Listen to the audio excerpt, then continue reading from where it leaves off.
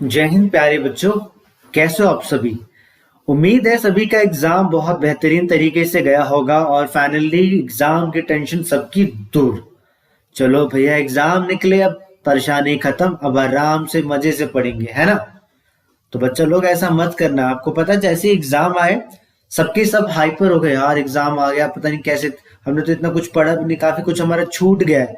तो second term में ऐसा नहीं होना चाहिए। अगर जिस बच्चे ने फर्स्ट टर्म में कुछ गलतियां की हैं तो उस गलतियों को सुधारो।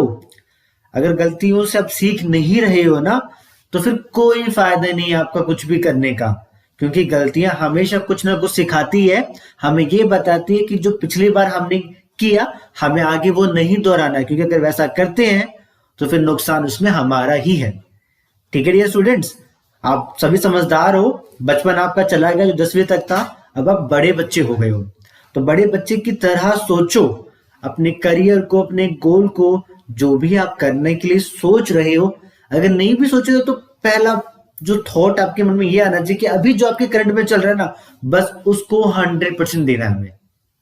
मोटिवेशन आपको हर जगह से मिल जाएगा, लेकिन जब तक आप खुद मोटिवेट नहीं होगे, अंदर से फील नहीं करोगे कि मैं ऐसा भी कर सकता हूँ, मेरे अंदर ये भी कैपेसिटी है, देन किसी के समझाने का कोई फायदा नहीं होगा।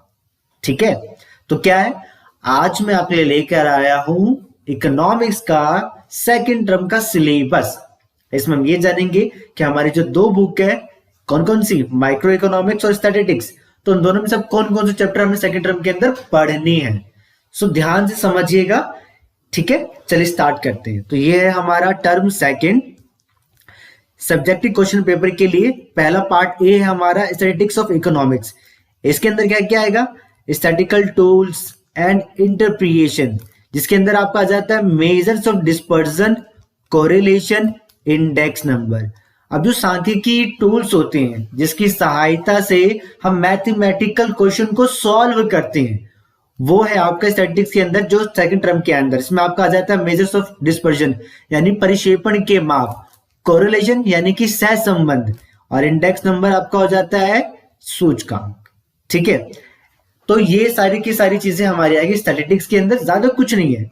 जो मैथमेटिक्स अपने 10th क्लास के अंदर पढ़ी थी ना, याद करो, उसके अंदर भी स्टैटिस्टिक्स था। 14-13 चैप्टर जो है, 13 नहीं 14-15 जो चैप्टर है बेसिकली वो आपका स्टैटिस्टिक्स की है, जिसके अंदर हमें डायग्राम वगैरह बनाना पड़ता है, मीन मोडियन मोड निकालना पड़ता है, राइट। कुछ उसी तरीके से यहाँ पे भी चीजें थोड़ा सा तरीका अप लेवल का है, यानी कि जो लेवल है वहां से थोड़ा अप है। क्यों? क्योंकि 11वीं क्लास 10वीं से बड़ी है तो लेवल भी तो अप होगा ना उसी के अकॉर्डिंग। तो बहुत बहुत इजी है, कोई परेशानी की जरूरत नहीं होगी। क्योंकि जब मैं आपको पढ़ाऊंगा ना, हर एक सवाल आपको समझ में आएगा, कहीं और जाने की आपको जरूरत ही नहीं पड़ेगी। कुछ भी कैसा भी डाउट आए बेझिझक पूछो, आपको सोल्यूशन मिलेगा उसका। बस आपका काम क्या है, एक अच्छे बच्चे की तरह पूरी तरीके से मन लगा के पढ़ाई करना। ठीक है ना। फिर आता है आपका इंट्रोडक्टरी माइक्रो इकोनॉमिक्स। इसके अंदर क्या है, इसके अंदर आपका प्रोड्यूसर बिहेवियर एंड सप्लाई, यानी कि उत्पादक का व्यवहार और पूर्ति। फिर आपका नेक्स्ट फॉर्म्स ऑफ मार्केट, यानी कि मार्केट बाजार के प्रकार, जिसके अंदर आपका जाता है प्राइस डिटरमिनेशन, मतलब हम कीमत का निर्धारण किस प्रकार से करते हैं अंडर परफेक्ट कंपटीशन, यानी कि पूर्ण प्रतियोगिता के अंतर्गत, विद सिंपल एप्लीकेशन, आसान एप्लीकेशन के साथ। तो ये तो थोड़ा सा ओवरव्यू था। अब इसको डीपली समझने के लिए कि कौन कौन सा चैप्टर है, ताकि हमें और अच्छे से समझ में आ जाए। ठीक है, तो स्टैटिस्टिक्स के अंदर सबसे पहला आपका जाता है मेजर ऑफ डिस्पर्जन, यानी परिक्षेपण के माप। इसके अंदर हम जानेंगे एब्सोल्यूट डिस्पर्जन, स्टैंडर्ड डेविएशन, एक मेथड आपने नाम सुना होगा, इसको कहते हैं हम मानक विचलन। ठीक है, रिलेटिव डिस्पर्जन और कोएफिशिएंट ऑफ वेरिएशन जो इसी से संबंधित होगा। इसके कुछ फॉर्मूले, वो फॉर्मूले अगर आप याद कर लोगे ना तो क्वेश्चन कैसा भी आ जाए आप इजिली बना लोगे। बस आपको तरीका मैं बता दूंगा कि अगर ये फॉर्मूला, ये क्वेश्चन आपके पास आया है तो इस क्वेश्चन को किस फॉर्मूले से करना है। ठीक है, फिर आता है आपका सेकंड चैप्टर कोरिलेशन, यानी कि सहसंबंध, जिसके अंदर हम इसकी मतलब, उसकी प्रॉपर्टी, स्काटा डायग्राम के बारे में जानेंगे। इस कोरिलेशन का मेजर कैसे किया जाता है, कार्ल पियर्सन जो कि एक स्टैटिस्टिक्स है, उनका मेथड के जरिए हम इसको जानने की कोशिश करेंगे। ठीक है, फिर आता है इंट्रोडक्शन टू इंडेक्स नंबर, जिसको हम कहते हैं सूचकांक। तो हम इसके बारे में जानेंगे, इसमें इसका मतलब कि कितने प्रकार का होता है, हमारा होलसेल प्राइस इंडेक्स क्या होता है।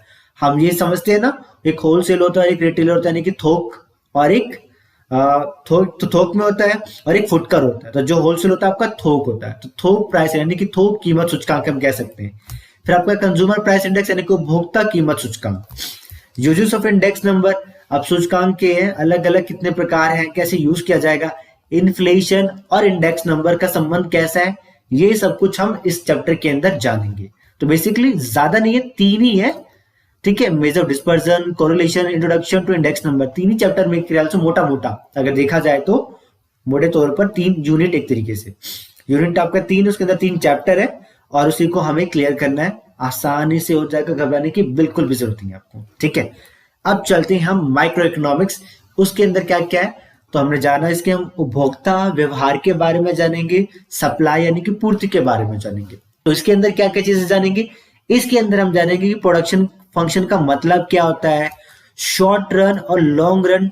शॉर्ट रन मानी कि अल्पकाल पे हमारा क्या रहता है उत्पादन, दीर्घ काल समय में उत्पादन क्या रहता है, टोटल प्रोडक्ट जिसे हम टीपी कहते हैं, एवरेज प्रोडक्ट यानी कि एपी, और मार्जिनल प्रोडक्ट यानी कि एमपी, यानी कि कुल उत्पाद, इसे कहते हैं हम, ये एवरेज उत्पाद यानी कि हम कह सकते हैं इसको औसत उत्पाद, और मार्जिनल प्रोडक्ट होगा हमारा सीमांत उत्पाद।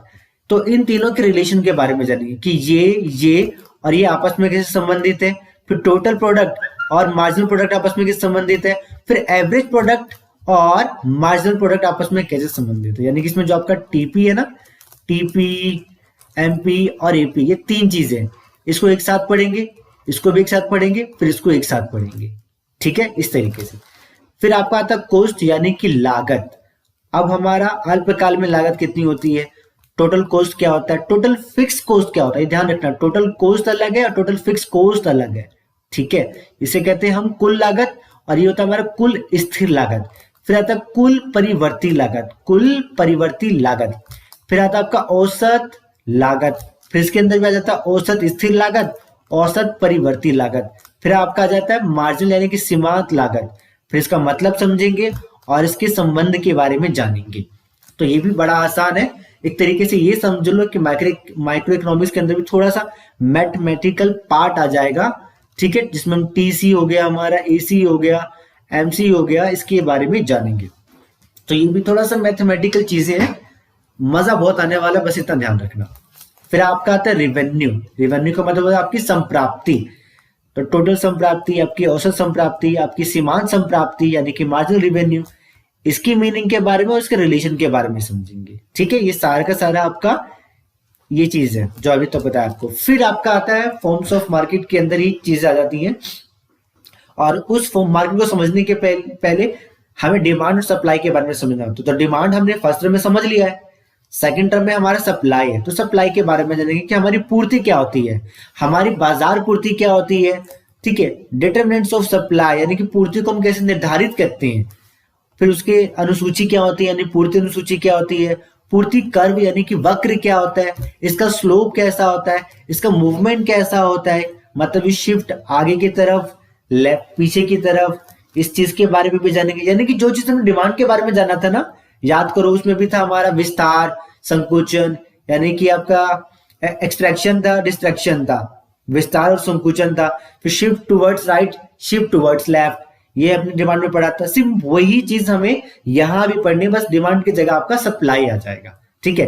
फिर इलास्टिसिटी ऑफ सप्लाई क्या होता है, measurement of price elasticity of supply, उसका परसेंटेज चेंज मेथड, याद करो डिमांड के अंदर भी हमने पढ़ा था परसेंटेज चेंज मेथड। उसमें क्या था, उसमें डिमांड था, इसमें आपका सप्लाई आ जाएगा, चीजें बिल्कुल वैसे ही रहने वाली है, बस इतना सा फर्क पड़ेगा। फिर आपका सेकंड यानी कि लास्ट यूनिट जो है माइक्रो इकोनॉमिक्स के अंदर, वो यूनिट 7, इसके अंदर हम पढ़ेंगे फॉर्म्स ऑफ मार्केट, यानी कि बाजार के प्रकार, कीमत का निर्धारण कैसे किया जाता है पूर्ण प्रतियोगिता के अंदर, और इसकी सिंपल एप्लीकेशन क्या क्या है। तो परफेक्ट कंपटीशन यानी कि पूर्ण प्रतियोगिता जिसे हम कहते हैं, हम इसकी खासियत के बारे में जानेंगे, इसको निर्धारित कैसे किया जाता है, मार्केट इक्विलिब्रियम कैसे अचीव करता है, ये इफेक्ट जब होता है तो डिमांड सप्लाई को जब साथ में लेके चलते हैं बाजार के अंदर, क्योंकि बाजार का मतलब होता है यहाँ डिमांड भी हो और सप्लाई भी हो, क्योंकि बाजार की यही दोनों शक्तियां हैं। तो ये दोनों कैसे बाजार के अंदर क्या कह सकते हैं उसको, इक्विलिब्रियम पॉइंट को अचीव करती हैं, हम ये जानेंगे इसके अंदर। फिर इसके सिंपल एप्लीकेशन आ जाएंगे डिमांड एंड सप्लाई के, इसके अंदर आपका प्राइस सीलिंग और प्राइस फ्लो, यानी कि आपका उच्चतम कीमत और न्यूनतम कीमत, ये जानेंगे। तो इस प्रकार से हमारा ये सेकंड टर्म में ये आने वाला है। तो उम्मीद है कि आपको समझ में आ गया होगा। बस ध्यान ये देखना है, स्टैटिस्टिक्स के अंदर आपके बेसिकली मोटे तौर पर 3 चैप्टर है, परिक्षेपण के माप, सहसंबंध और आपका सूचकांक। वैसे ही आपका माइक्रो इकोनॉमिक्स के अंदर आपका आ जाएगा, कौन कौन से चैप्टर है, प्रोडक्शन फंक्शन वाला आ जाएगा, यानी कि उत्पादन फलन, लागत, संप्राप्ति, पूर्ति, 4 ये हो गए। फिर आपका आ जाएगा 5वां, इसमें पूर्ण बाजार के प्रकार के बारे में जानेंगे, यानी परफेक्ट कंपटीशन। और छठा हो जाएगा आपका सिंपल एप्लीकेशन, इसके यूज किए हुए उसके एप्लीकेशन जो समझते हैं ना, कि अगर सप्लाई अगर स्थिर हो तो डिमांड में क्या चेंज आएगा, अगर डिमांड सप्लाई दोनों हो तो फर्क क्या आएगा। तो इसको सारा का सारा पार्ट एक कर्व के जरिए समझा जाएगा। जो simple application of demand and supply है, यानी कि ये वाला बेसिकली कर्व पे डिपेंड है, वो सारी चीजें हम इसके अंदर समझेंगे। तो एक तरीके से ये बहुत बहुत बहुत आसान होने वाला है। आसान इसलिए होने वाला है क्योंकि जिस तरीके से मैं आपको पढ़ाऊंगा ना, आपको हर एक चीज क्लियर करके चलूंगा। यानी कि जब मैं आपके समय पर था, जब मैं 11वीं क्लास में था, तो जो चीज मैंने फेस की वो चीज आप फेस ना करो, जिसका ध्यान मैं हमेशा रखूंगा, ताकि जितना ज्यादा हो सके उतने बेहतर तरीके से आपको क्लियर हो सके।